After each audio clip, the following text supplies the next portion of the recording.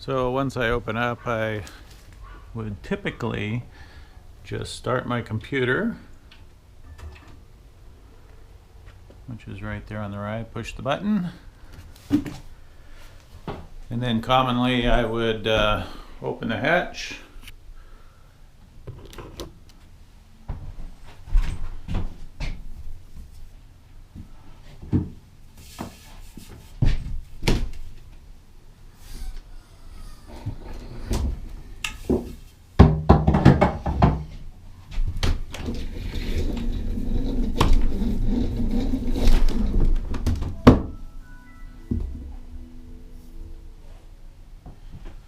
I would commonly, as my next step, double check that my scope is in its correct polar alignment position to start up the polar alignment process. I would throw my power on, turn my camera on,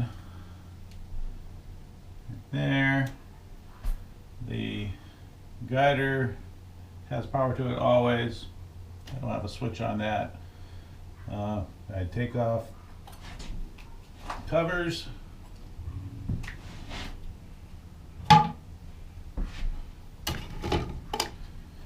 And as I'm waiting for the computer to boot,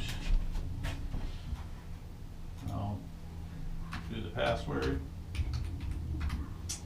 Because what I like to do is do the alignment first, and then I synchronize with the computer after that. So one of the things I use the computer for is I'll do an internet sync for the time to use with the hand controller. So commonly you're prompting, it's enter to begin, move out to the polar, which I've done, and it asks for the time, which I would normally have on my computer synced already, but for sake of demonstration I'll just use my watch. So it would be 18:23:25.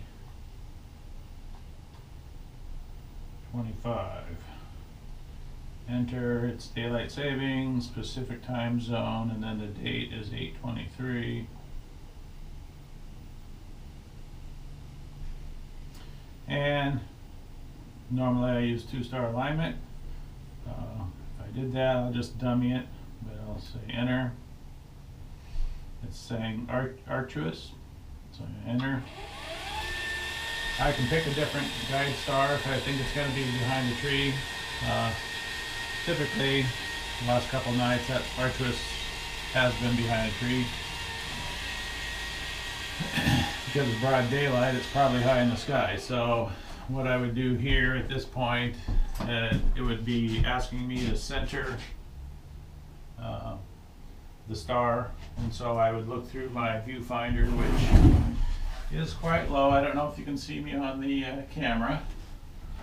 I'm gonna tilt it here, or maybe you can see me now, but it's quite low. It's belly height right now. So one of my things that I could do is raise my legs because on the mount, because before my piece used to be up here with the Newtonian scopes, and so I got a little step stool in here, and I got the 2-step ladder as well, so I could accommodate quite a range of heights. So this would be just a look through the eyepiece. It's got a crosshair. And then I can change the motor speed and do it slow. You can't hear it, but it is moving. I'll do it faster. I could center it. I say enter and align. It prompts me for the next star. I'm just going to hit it, say go do it. And then I have my faithful dog showing up to help me out. And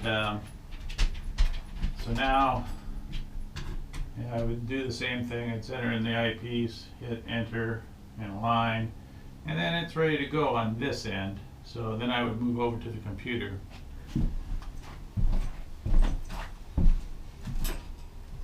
Bells sorts of little things, quick release Velcros and wire ties and other things to make things a little easier. I'm going to move this around because I'm probably out of the picture. I'll do that and talk. So this is the Canon EOS software that fired up when I started. What I use it for is the remote shooting. You get the display panel,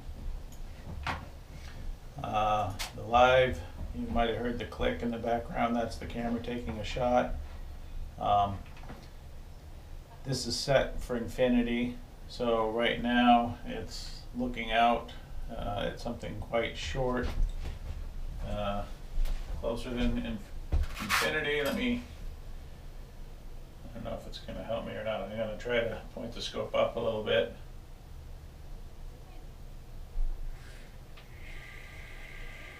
See if it improves my chances of seeing something.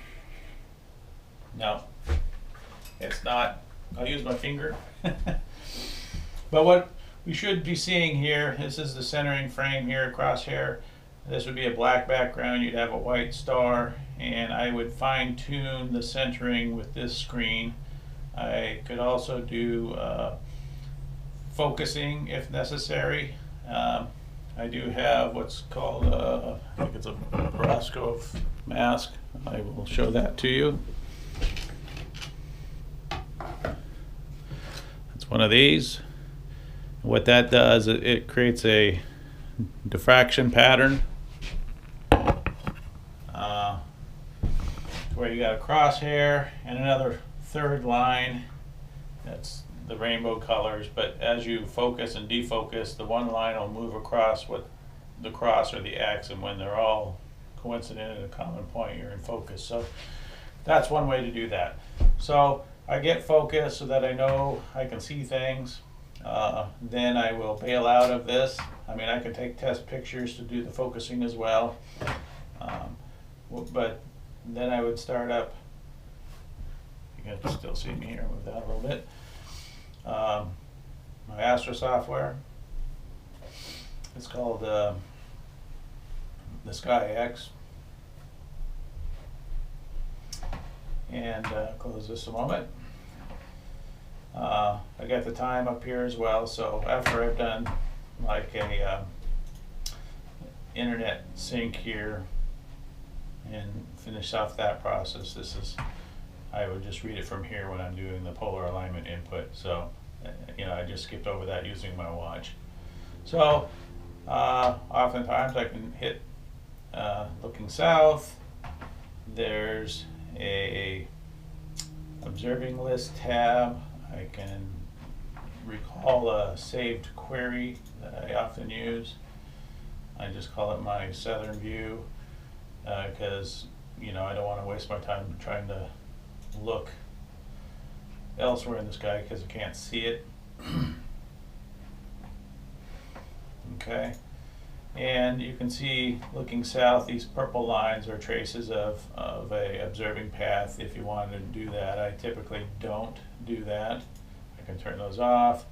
You can turn on and off the labels.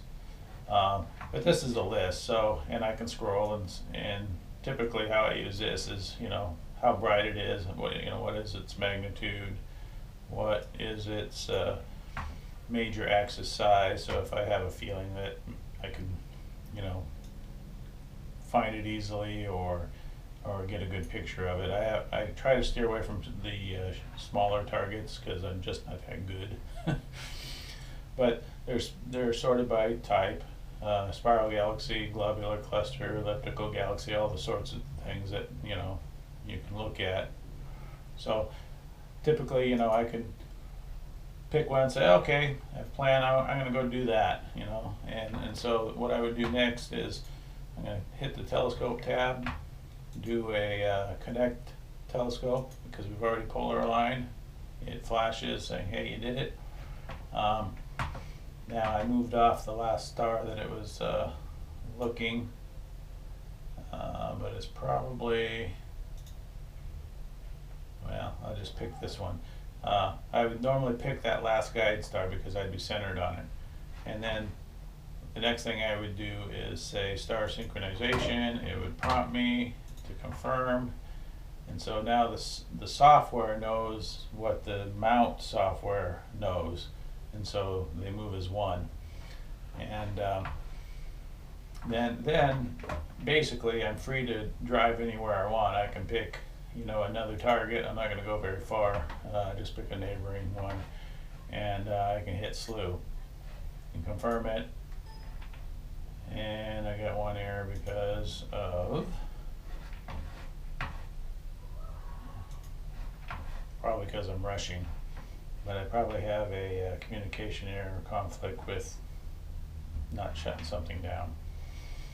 I'll just continue on because I'm just giving you an overview. But the scope with slew. And the other thing I would do is there's a camera and auto guider tab, and so the way those tabs work, they're very similar. There's a take photo tab. You can just say take photo, and it clicked, and it's there's a whole communication error thing here going on. So bad on me for the demo. But another window would pop up. It would show you the picture. You can adjust the exposure, if you need a longer exposure to see something, etc. Focus tool, that'll take a continuous photo, refreshed, so that you can use it as a focusing tool. There's a crosshair on that window. Take series, this is what I really liked with the Canon. I can define multiple series. Right now it's like I got an exposure time of 2 minutes.